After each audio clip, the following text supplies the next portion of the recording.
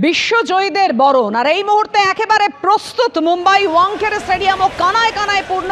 কিছুক্ষণ আগেই মুম্বাই বিমানবন্দরে টিম ইন্ডিয়া এসে পৌঁছেছে। টি20 বিশ্বকাপ জয়ী টিম ইন্ডিয়া। দেখতেই পাচ্ছেন জনস্রোত ওয়াংখেড়ে স্টেডিয়ামে। একেবারে হুটখোলা বাসে করে যাবে টিম ইন্ডিয়া, সেই ছবি আপনাদের সামনে কিছুক্ষণের মধ্যেই রাখবো। নরিম্যান পয়েন্ট থেকে শুরু হবে বিজয় যাত্রা। হুটখোলা বাসে টি20 বিশ্বকাপ ট্রফি নিয়ে ওয়াংখেড়ে স্টেডিয়াম পর্যন্ত 2 কিলোমিটার রাস্তায় ঘুরবেন রোহিত বিরাটরা।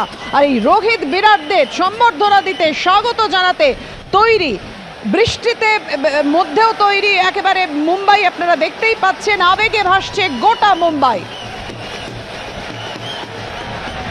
বিশ্ব চ্যাম্পিয়ন হওয়ার 5 দিন পর এই মুহূর্তে মুম্বাই রোহিত ব্রিগেড। সকালে আজকে দিল্লিতে প্রধানমন্ত্রীর বাসভবনে যান বিরাট, রোহিত, বুমরা, হার্দিকরা বিশ্বজয়ীদের সঙ্গে গল্প আড্ডায় মেতে ওঠেন মোদি। আর এই মুহূর্তে মুম্বাই একেবারে প্রস্তুত, তাই তো সৌমিত্র?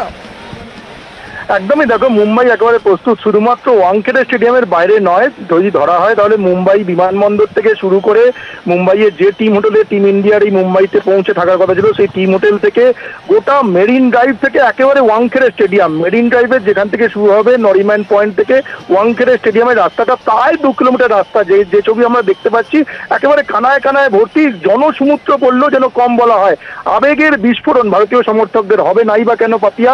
একেবারে এটা 13 বছরের অপেক্ষা। শেষবার ওয়ানডে ফরম্যাটে 2011 সালে ভারত বিশ্বকাপ জিতেছিল। তারপর 13 বছর অপেক্ষা। আর যদি তুমি টি20 বিশ্বকাপের নিরিখে ধরো তাহলে 17 বছরের অপেক্ষা। সেই 17 বছর এবং 13 বছর সময়টা খুব একটা কম সময় নয়। আমরা দেখেছি যে ভারতীয় ক্রিকেট দল বিভিন্ন আইসিসি টুর্নামেন্টে অনেক ভালো জায়গায় আছে, সেমিফাইনাল, ফাইনাল পর্যন্ত পৌঁছেছে, কিন্তু শেষ ল্যাপে গিয়ে খেয়ে হারিয়ে গেছে বা চ্যাম্পিয়ন যে লাখটা সেটা কাজ করেনি।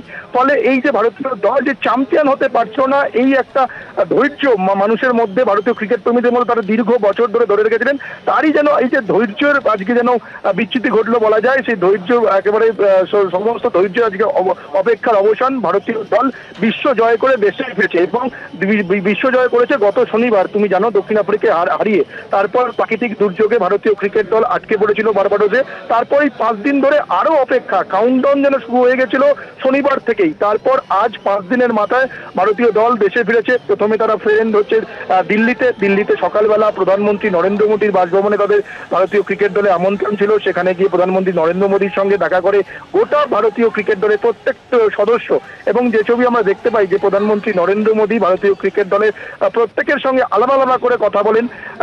অধিনায়ক রোহিত শর্মা, বিরাট কোহলি, হার্দিক পান্ডিয়া থেকে শুরু করে প্রত্যেকের সঙ্গে একেবারে আলাদা করে কথা বলেন প্রধানমন্ত্রী নরেন্দ্র মোদী।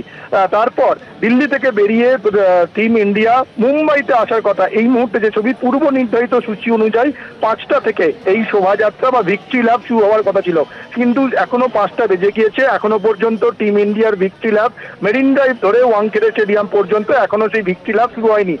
কিছুক্ষণ দেরি হবে। যেটা এখন পর্যন্ত আপডেটের খবর সেটা হচ্ছে মুম্বাই বিমানবন্দরে ভারতীয় ক্রিকেট দলের বিমান পৌঁছে গেলেও তারা মুম্বাই এয়ারপোর্ট থেকে এখনো পর্যন্ত বাইরে বেরোতে পারেনি। কারণ মুম্বাইয়ের রাস্তায়, তোমাকে যেমনটা বলছিলাম, মুম্বাই বিমানবন্দর থেকে ভারতীয় দলের যে হোটেলে থাকা কথা, সেই হোটেল থেকে গোটা মেরিন ড্রাইভ একেবারে কাতারে কাতারে মানুষ, লাখো লাখো ভারতীয় সমর্থকরা তারা রাস্তায় নেমে পড়েছে ভারতীয় দলকে বরণ করে নেবে বলে। ফলে একেবারে কাউন্টডাউন শুরু হয়ে গেছে। আর কিছুক্ষণের মধ্যেই এই ভিক্টরি ল্যাপ শুরু হয়ে যাবে। 2 কিলোমিটার রাস্তা ওয়াংখেড়ে স্টেডিয়াম পর্যন্ত যাবে। তারপর ওয়াংখেড়ে স্টেডিয়ামের মূল 13 বছরের অপেক্ষার বাঁধ ভেঙেছে এবং সেই বাঁধ ভাঙা উচ্ছ্বাস, বাঁধ ভাঙা স্রোত, মানুষের ভিড় মেরিন ড্রাইভে আমরা দেখতে পাচ্ছি।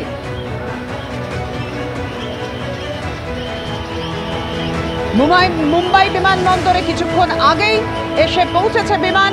আর কিছুক্ষণের মধ্যেই মুম্বাই বিমানবন্দর থেকে বেরোবে টিম ইন্ডিয়া। রোহিত বিরাটদের স্বাগত জানাতে প্রস্তুত গোটা দেশ।